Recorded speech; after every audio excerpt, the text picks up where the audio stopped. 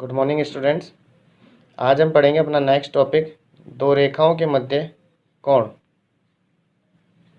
दो रेखाओं के मध्य कोण, ठीक है।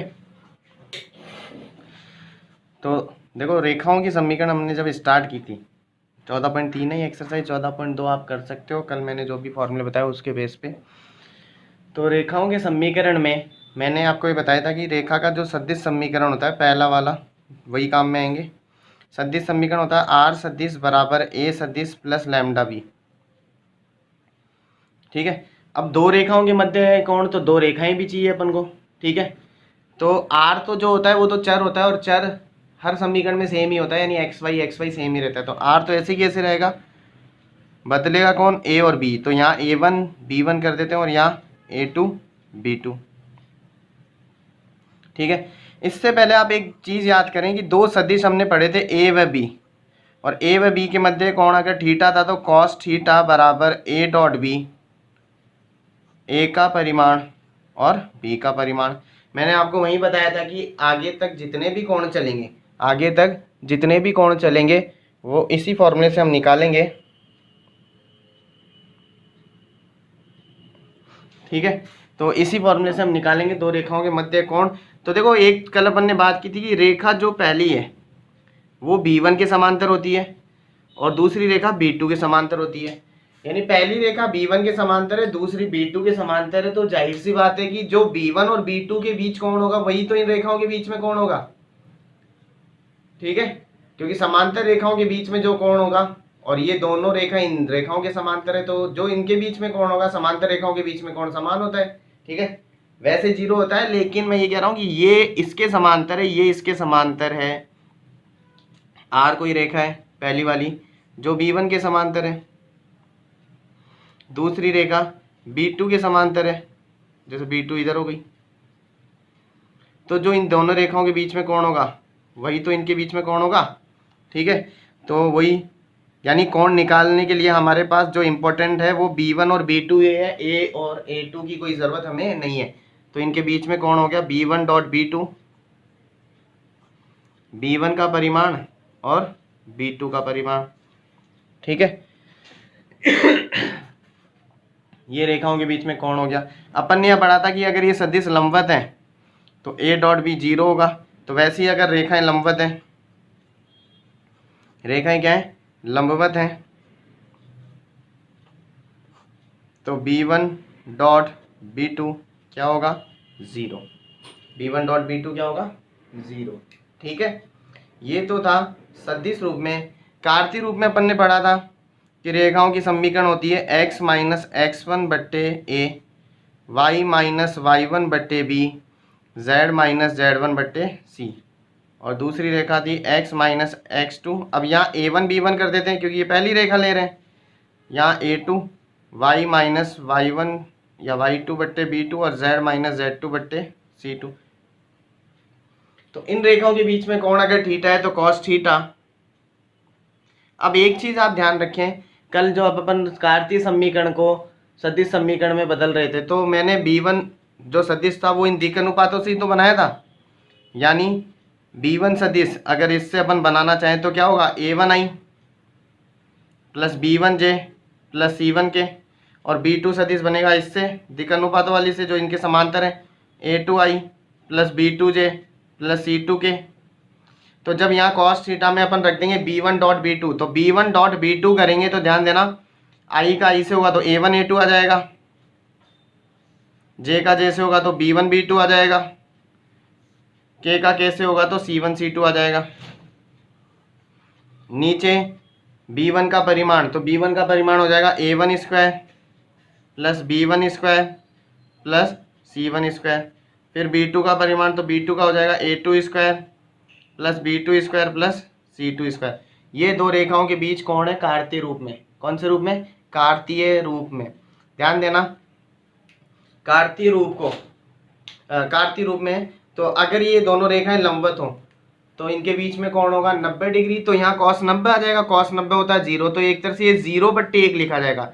जैसे इसका ब्रश गुणा करेंगे तो 0/1 है, ध्यान देना यहाँ 1 है तो ये तो गुणा होकर आ जाएगा, लेकिन ये 0 हो जाएगा। यानी अगर ये रेखाएं लंबवत हैं, ये रेखाएं क्या है, लंबवत हैं, तो A1 A2 plus B1 B2 plus C1 C2 बराबर 0। आप समांतर की भी बना सकते हो, वैसे समांतर की आपको पहले बता रखी है कि दिक् अनुपातों का अनुपात समान होता है, बता रखी है ना, दिक् अनुपातों का अनुपात समान होता है। यहाँ क्या लिख सकते हो आप समांतर की सदिश रूप में कि जो B1 सदिश है वो B2 के गुणक के रूप में प्राप्त हो जाएगा। याद है कि नहीं बता रखा कि जब भी दो रेखाएं समांतर हो तो या तो उनके दिक् अनुपातों का अनुपात समान हो जाता है या एक सदिश दूसरे के गुणक के रूप में प्राप्त हो जाता है। ये चीजें भूलनी नहीं है।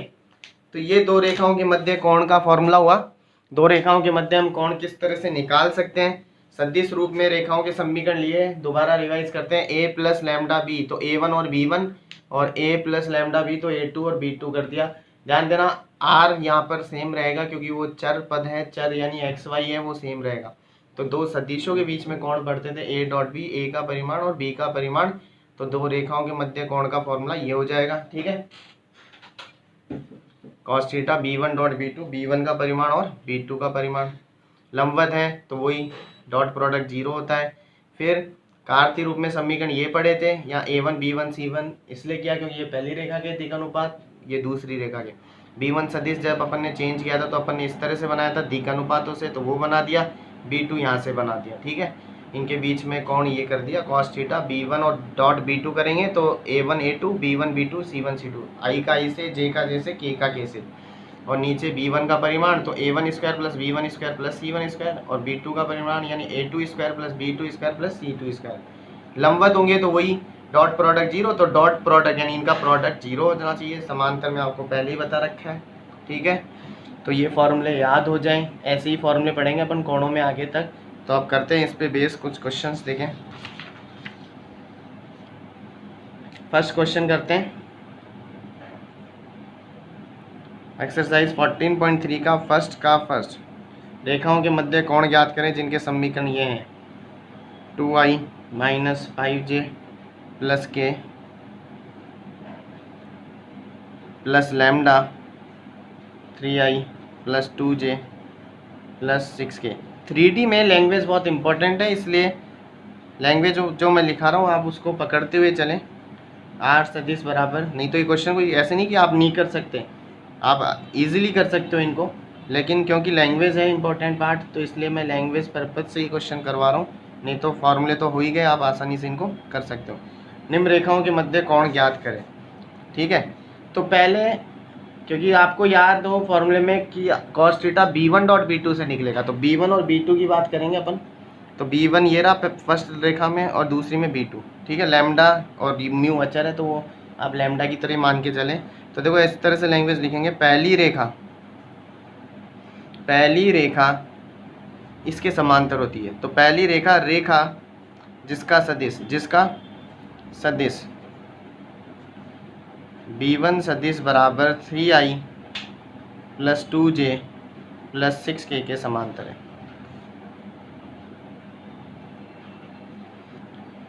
दूसरी रेखा की बात करते हैं। दूसरी रेखा जिसका सदिश B2 सदिश बराबर i plus 2j plus 2k के समांतर है।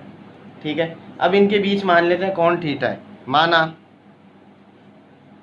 रेखाओं के मध्य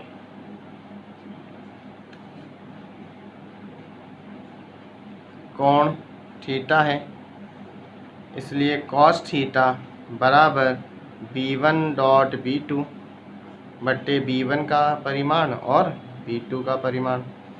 cos थीटा बराबर B1 रख दिया अपन ने, B1 कितना है 3i plus 2j plus 6k रखना है यहाँ पर, डॉट B2 कितना है i plus 2j plus 2k।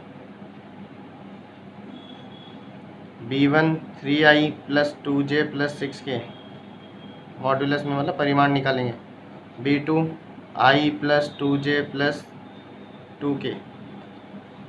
cos theta बराबर i का i से 3 1 3, j का j से 4 हो जाएगा, 6 दोनों 12 हो जाएगा, k का k से ये हो जाएगा 3 का स्क्वायर 9, 2 का स्क्वायर 4, 6 का स्क्वायर 36, ये हो जाएगा 1 का स्क्वायर 1, 2 का स्क्वायर 4, 2 का स्क्वायर 4।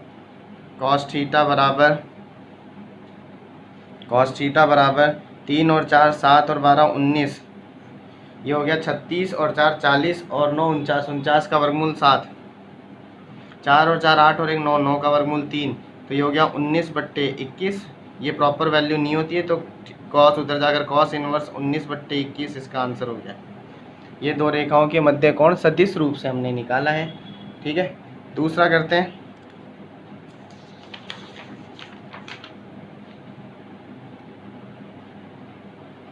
प्रश्न नंबर 2, उसमें पहला करते हैं। x - 2/2, y - 1/5, z + 3/-3, पहली रेखा।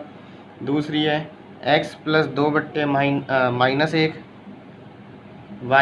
4/8 और z - 5/4, ये दूसरी रेखा।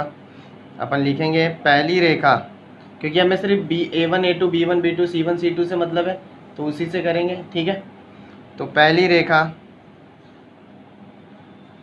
दिक अनुपातो 2 5 - 3 वाली रेखा के समांतर होती है। ये कल भी लिखवाई थी मैंने आपको जब समीकरण याद कर रहे थे, याद है ना। तो यही भाषा लिखनी है। भाषा लैंग्वेज बहुत इंपॉर्टेंट है, मैं फिर कह रहा हूँ, इसलिए 3D में ध्यान रखें। और 3D में क्यों, सब में ध्यान रखना है, 3D में कुछ ज़्यादा इम्पोर्टेंस है। तो पहली रेखा दिक अनुपातों 2 5 - 3 वाली रेखा के समांतर है।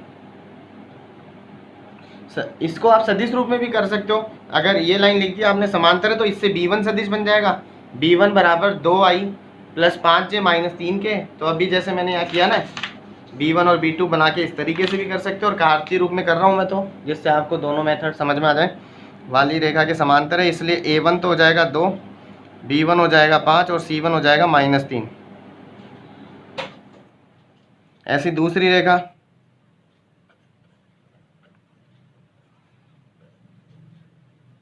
दिक अनुपातों -1 8 और 4 वाली रेखा के समांतर है।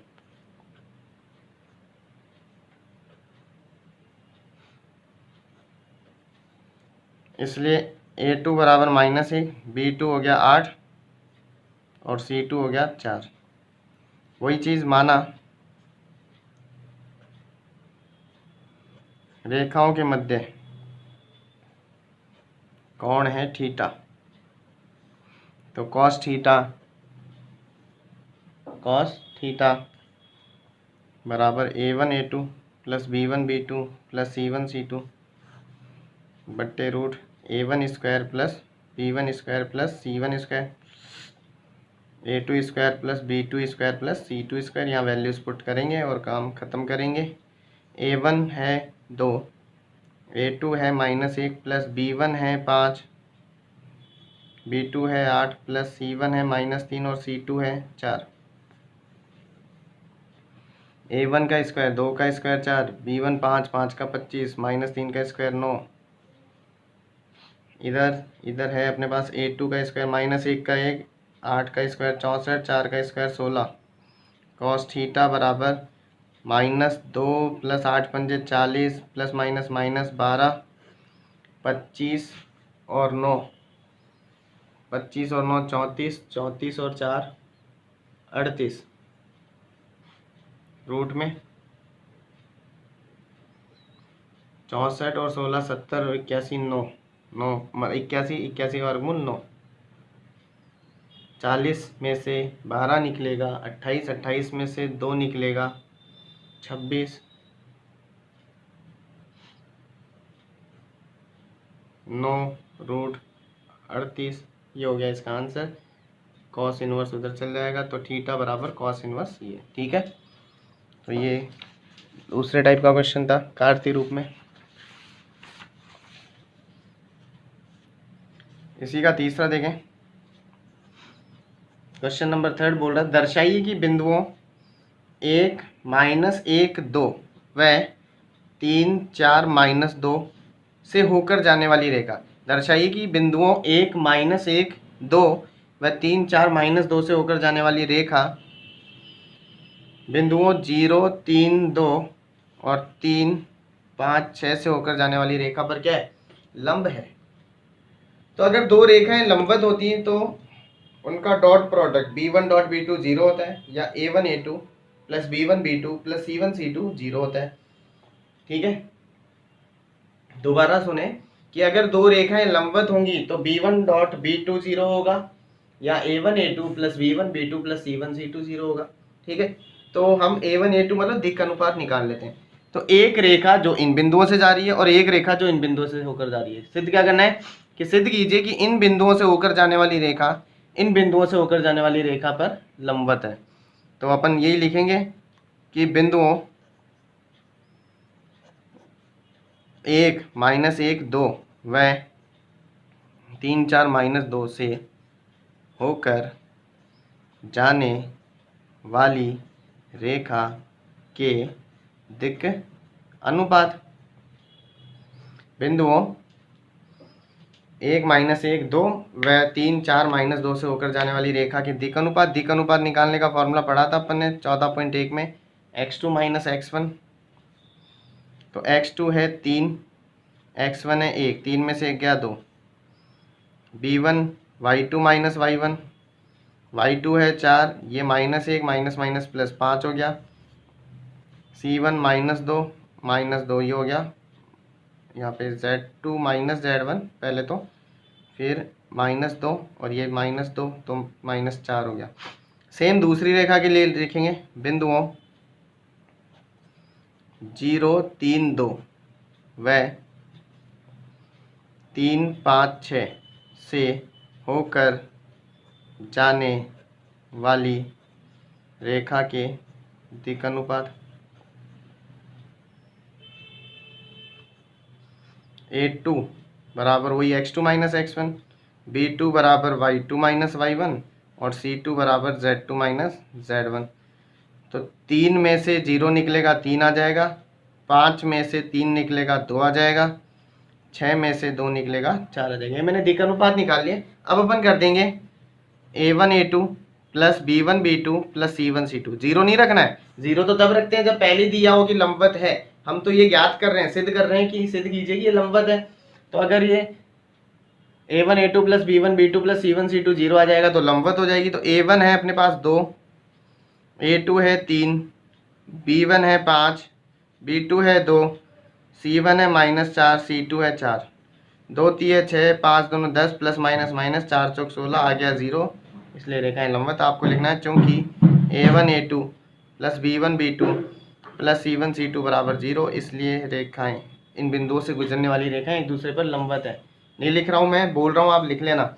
इसलिए बिंदुओं 1 -1 2 व 3 4 -2 से गुजरने वाली रेखा बिंदुओं 0 3 2 व 3 5 6 से गुजरने वाली रेखा के क्या है, लंबवत है।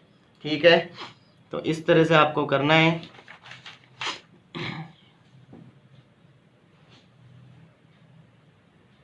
प्रश्न नंबर 4 आप करेंगे, मैं कर रहा हूं प्रश्न number 5। Very very important question number 5, exam में आने लायक सवाल है, 6 नंबर में आ सकता है। ध्यान से समझना प्रश्न को, बहुत बहुत इम्पोर्टेंट सवाल है। अभी तक पहला सवाल जो मैंने इस चैप्टर में आपको इम्पोर्टेंट बताया वो यही है। ठीक है, तो इस सवाल को ध्यान में रखना। अब मैं बता देता हूँ, एक तो ये 5वां सवाल, एक प्रश्नावली 14.4 और एक प्रश्नावली 14.5। आप ये मान के चले 99% नहीं 100% यहीं से क्वेश्चन आएगा बोर्ड में 6 नंबर का। एक तो ये 5वां सवाल, एक 14.4 और एक 14.5, ये बहुत इंपॉर्टेंट है। तो अपन करते हैं 5वां सवाल। क्या सवाल है, ध्यान देना। सवाल है कि बिंदु 1 2 -4 से जाने वाली, इस बिंदु से जाने वाली और इससे तो गुजरने वाली, जाने वाली, और दोनों रेखाएं जो हमें दी है, दोनों रेखाएं कौन सी, ये x -8/3 y +19/-16 z -10/7, ये पहली। और दूसरी ये दे रखी है x -15/3 y -29/8 और z -5/-5 पर लंब है। उस रेखा का सदिश समीकरण ज्ञात करें। तो कार्तीय रूप में दे रखा है सब कुछ, अपन कार्तीय रूप में निकाल लेंगे और सदिश समीकरण में उसको चेंज कर देंगे। प्रश्न दोबारा सुन लेना। इस बिंदु से जाने वाली रेखा का हमें समीकरण ज्ञात करना है। जो समीकरण, जो रेखा हम ज्ञात करते हैं, जो रेखा हम ज्ञात करते हैं उसको बोलते हैं अपन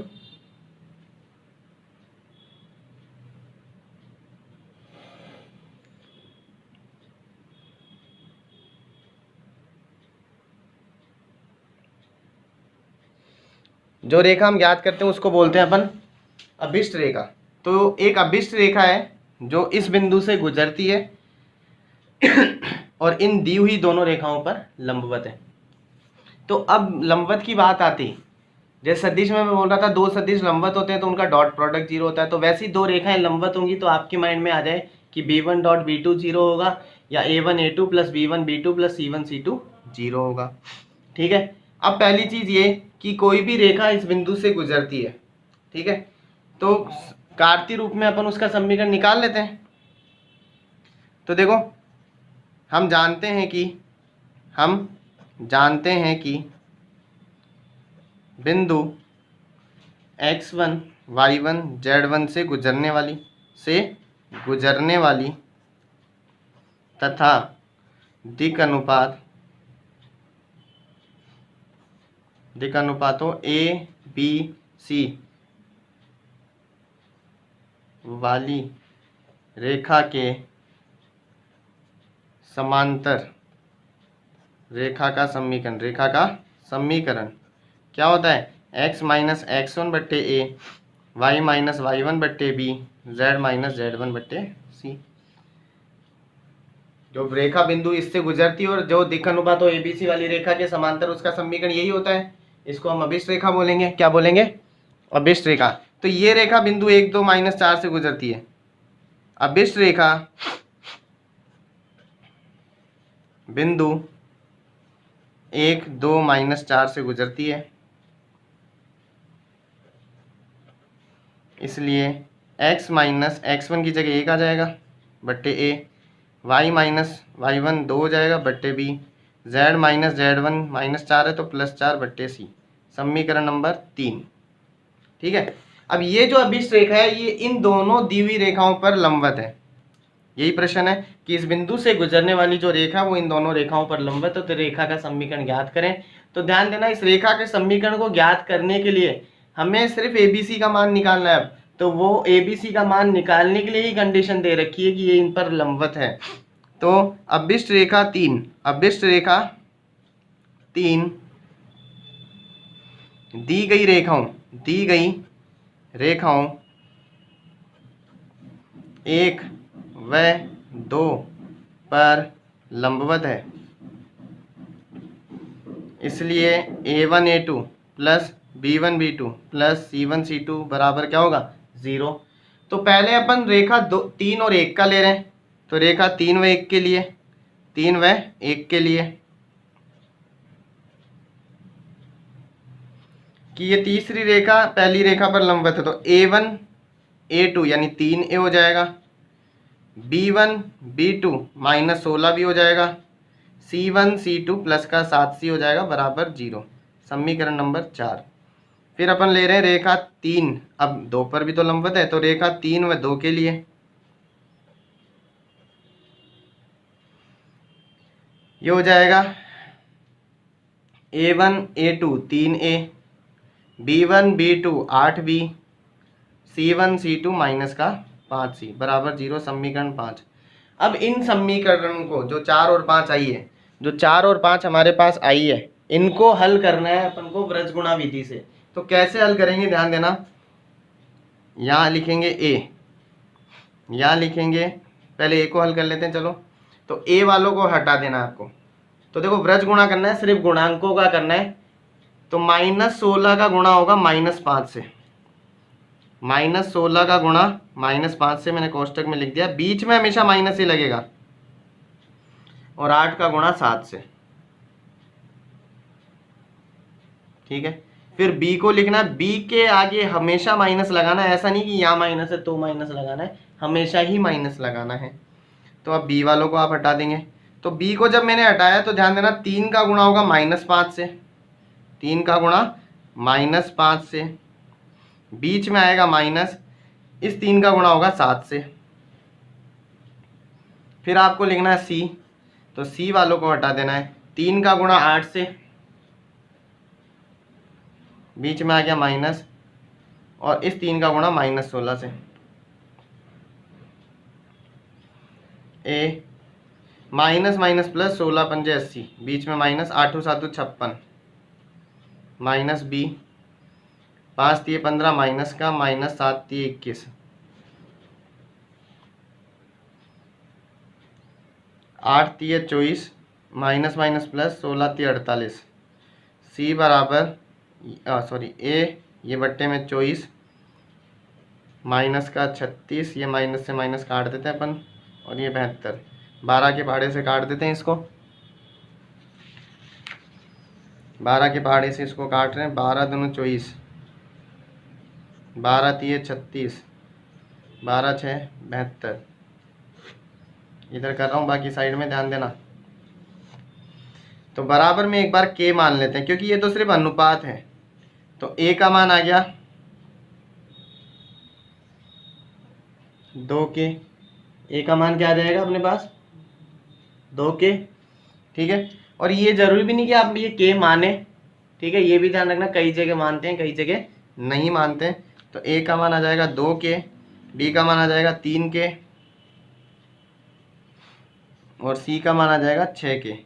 ये उठा के रख देते हैं अपन 3 से, तो x माइनस 1 2 के, y माइनस 2 बट्टे 3 के, और z प्लस 4 बट्टे 6 के से के कट गया, तो अपने पास फाइनल समीकरण आ गई x माइनस 1 बट्टे 2, y माइनस 2 बट्टे 3, z प्लस 4 बट्टे 6, जिसका सदिश रूप क्या हो जाएगा, r सदिश बराबर ए सदिश। ए सदिश वो बिंदु है, तो रेखा आपको लिखना है, रेखा बिंदु 1 2 -4 से गुजर रही है, जो पहली दे रखा है देखो ये रहा, तो इससे बनता है ए सदिश, तो आपको लिखना है इसलिए ए सदिश। तो मैं सीधे डायरेक्ट लिख रहा हूँ i प्लस 2j माइनस 4 के प्लस लैम्डा, बी सदिश बनता है दिकानुपातों से, तो दिकानुपात नीचे है 2i प्लस 3j प्लस 6 के, ठीक है।